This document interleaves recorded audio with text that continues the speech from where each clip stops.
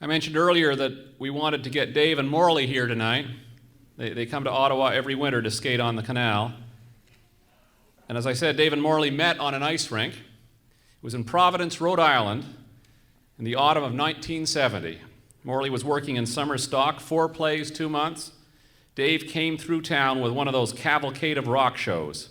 He was the technical director of a Dick Clark production. 8 acts in 2 hours, including Question Mark and the Mysterians, the Archies, and Bobby Goldsboro. It was a hateful tour. The musicians hated the music they were playing, and they hated the venues they were playing in, and a sourness descended on the whole enterprise before the first week was over. It was the rock and roll equivalent of a Ford Pinto. The only salvation was the most hated moment of all, the last number of the show when Bobby Goldsboro sang Honey. About 2 weeks into the tour, one of the Mysterians bought a Fisher-Price battery-operated megaphone, and every night a group of musicians would huddle just off stage and try to distract Bobby Goldsboro by singing alternative lyrics during the number. And they'd sing just loud enough so he could hear them and the audience couldn't. And in Saratoga Springs, they rigged up a microphone behind stage so they could feed their version of the song through Goldsboro's monitor. And somehow the feed got rerouted. It was never clear how. And their version, which involved Honey doing unspeakable things with a shaved, greased goat, got routed through the arena's PA system. And to everyone in the audience, it seemed as if the rude version was actually coming out of Goldsboro's mouth.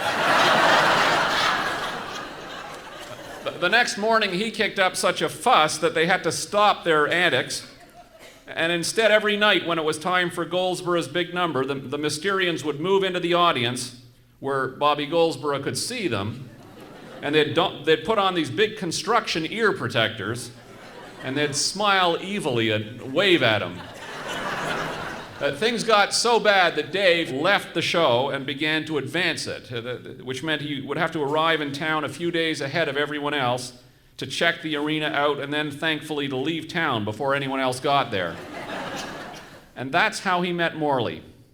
At the end of August 1970, in a 3,000-seat arena in Providence, Rhode Island. It was a Thursday evening, and Dave was leaning on the arena boards waiting for the free skate to end so they could start laying a temporary floor over the ice. And the lights were dim, and they were playing waltzes over the arena's PA, and everyone was paired up and holding hands as they skated around and around. And Dave got a coffee in a styrofoam cup, and he watched the skaters. He was transported back to the arena in his hometown in Cape Breton, to the annual Valentine Weekend Ice Waltz. And they used to put lights in the arena ceiling that would twinkle, just like stars, and the big face of the moon.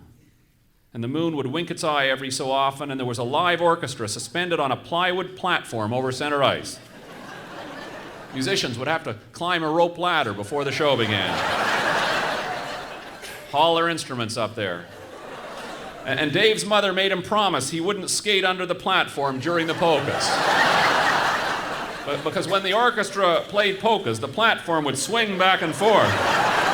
And Margaret would light a cool and say that she didn't mind if the cigarettes got her, but she was damned if she was going to become an item on the TV news because she was the only woman in the history of Cape Breton to be squashed to death by a polka band.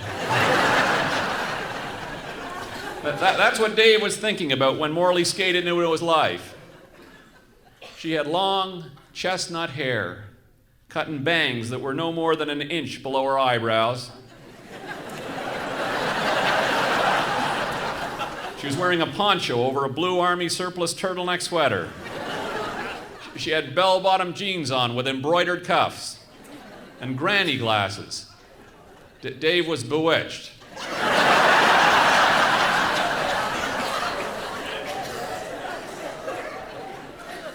Dave had sideburns that nearly met at his chin at the time. She was the only person on the ice who could really skate around and around all by herself. one leg crossing over the other in the corners, and every so often she would glide to center ice and get up on her toes and spin around, and Dave watched in awe and he thought, she must be Canadian. And he had to meet her. So he rented a pair of skates and he got out onto the ice, and he couldn't catch up to her. So he slowed down to see if she would catch up to him. And she did. And she just kept going. And Dave was getting frantic as he watched the clock at the far end of the arena, and then suddenly she was standing right in front of him at the blue line. But Dave was going so fast he was going to shoot right by her.